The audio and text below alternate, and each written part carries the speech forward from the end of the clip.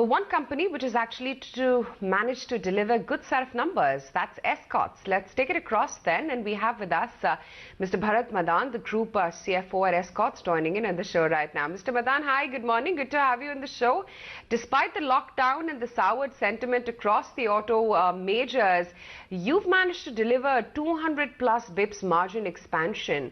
Was there a one-off in the fourth quarter, or do you think that you managed to withstand all that the rest of Motown was facing? Well, I think this both reasons mix for the quarter. So obviously, since the entire nation went into lockdown all of a sudden, so obviously there was some inventory buildup which happened, which led to some positive impact on the margin front too. But even otherwise, we're expecting this quarter to be a record quarter in terms of margin performance. If the quarter was normal, probably we would have ended with another record volumes and record numbers in this quarter in the history of this company. So we remain bullish, I think, on the segment and as well as in the margin front. So with a lot of operational efficiency which are paid in this quarter, irrespective of the fact that there's some one-off which has happened because the inventory build-up is close to 2%. But otherwise also, I think the margin remains good. The commodity prices have softened, and whatever operational leverage the company was working on, they started paying results.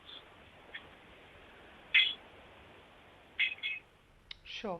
I was just going through your con call as well, and you seem pretty positive on the tractor industry growth. What gives you this bullish sentiment right now? Because across channel checks that we're running, we're getting very mixed signals. While sure enough, the COVID impact hasn't hit the rural segment of the country as hard, but sales are still pretty bleak. Why then are you so bullish about tractor sales going forward?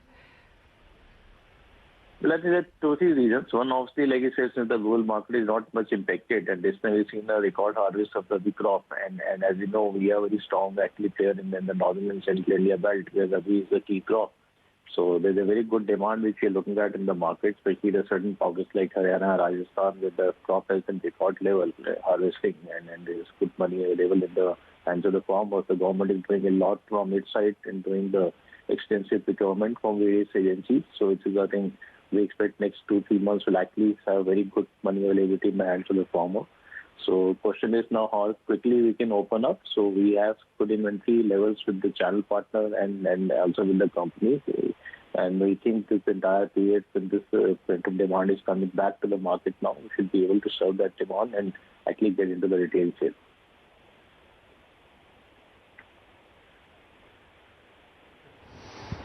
sale.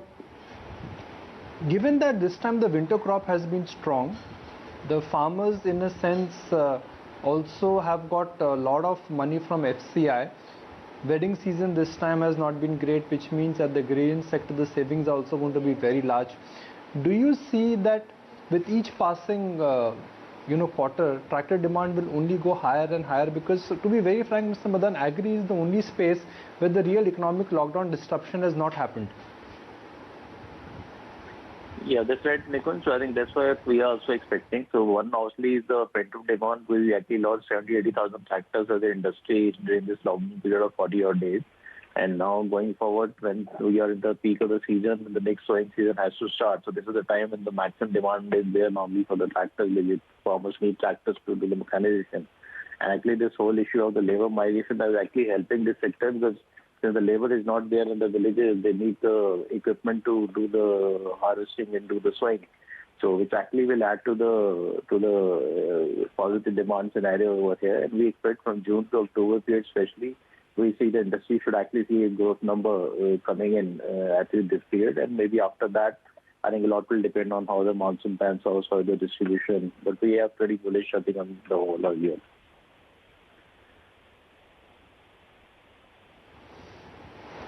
What is your understanding of the second-hand tractor market? In this kind of a time, do you think the second-hand car market could also pick up and that could also have an impact on your sales, or there is nothing like second-hand tractor market, it only is there in second-hand cars?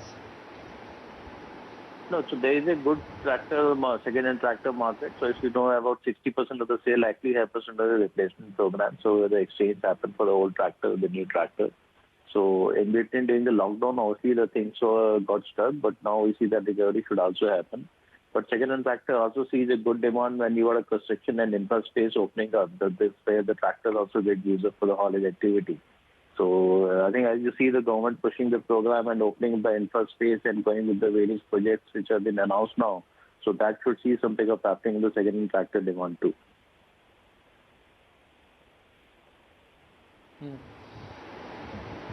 Which are some of your plants where if lockdown continues in parts of India, operations will remain unaffected? You know, the reason I'm asking you this is because making a tractor or a car is just beyond an assembly line. There are parts which have to be sourced from all parts of India. And given that, you know, Maharashtra, the lockdown has got extended, we know that there are some other challenges in some other states. Can you operate at efficient capacity, and do you have enough raw material stroke auto parts with you that your operations will not get affected? Yes, I think, like you said, so supply chain is going to be one of the challenge. So we see, I think, the problem more on the supply side than at least on the demand side. So that is for the next few months. So we have about 600 odd suppliers who are spread all over India, and especially a lot of suppliers who are also in the red zone today, especially in Maharashtra and South Belt. So there will be, I think, issues. I think there may be deception, but like you said, this is a new normal now. So we'll probably keep on looking at these issues coming up. Some suppliers coming from red to orange zone to green zone, and some moving from green to red zone. So that's why I think there has to be a very dynamic planning exercise which has to be in place, and probably it would be a good idea for some time to actually build up inventory as you see the opportunity, so that you don't see disruption on the production front. So, but yes, we think that this is like a new normal. So gradually, obviously, the companies can't afford to keep factories closed. So gradually, the things will open up. So we are right now operating only at 20% of the efficiency in our plants in Faridabad. And we expect by June we should be able to take it up to about 50% level. And we've been given permission by the government to operate with 75% workforce now. And by July we expect everything should come back to normal. And hope by that time the supply chain also will be actually reaching this normalcy. Have any showroom sales started for Escorts? I mean, are you getting a sense that customers are now walking into showrooms where economy is open, they are looking at a tractor, touching at a tractor? Has that activity started? Yes, so in our case, like it's almost 60-65% of the dealers' showrooms have been opened now. And if you talk about the workshops, the service activity was actually allowed to open up right on 3rd April, within 10-12 days of the lockdown. So about 90% of the dealers' workshops for servicing tractors are also open. But unlike in the auto space, it's not the space where tractors, the customer actually walks to the showroom and looks at the tractor and buys it. So in this case, it's more like a BTL activity where actually the dealer sales people have to go around to the villages and talk to the customer and convince them and sell the tractor. So dealers visit, farmers visit to the showroom actually is the last option which happens. So we don't think opening a showroom really has a concern. That is now. I think issue was more with the dealer is able to operate full capacity. Sales executives are able to visit the villages and go and talk to the farmers. This activity has started now, like you said, in 60-70% of the cases. But every day we are seeing a good opening of the dealer showrooms now. Almost 60-70 showrooms are opening now every day. So we expect in another week to 10 days time, probably 80-90% of the dealerships will be open. Sure. Mr. Madan, one final question. What is it that you can tell us about the lending environment? Because as we understand, banks are turning increasingly risk averse. Do you think they would be willing to lend to the agri sector? So we've been talking to various banks and NBFC, I think the last fortnight, almost 15-20 institutions we have been contacting. So I think more or less they all seem bullish on the agriculture front. Yes, they have been concerned around other sectors, with the moratorium coming in, the liquidity getting hit. So initial period, we had seen this impact, especially when the total lockdown was there, where it requires the NBFCs and banks field team also to be there in the field to do documentation, look at the field inspection. So the process itself involved a lot of physical involvement from the people side. And then there was cases of on the positive corona cases which came up in some cases. So that actually banks and NBFC had stopped in between. But now many of them actually done the digitization. They have been able to do the automatic approvals digitally, sitting at a remote location.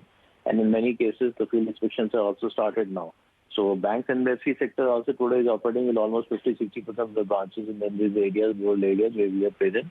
And then the impression which we are getting is today, so the farmer has the money, they are coming to the branches of these NBFC banks to pay the installment, but it's the other way around, where the banks are closed, NBFC branches are closed, so they're not able to pay. So which is a very positive sign, because the money availability is not an issue. So I think as soon as they keep opening their branches in these areas, which is the activity will actually pick up, and financing should not become an issue. And it's a preferred actually area where the banks and NBFC would like to lend, where the money is secure and the money is available to the farmers today.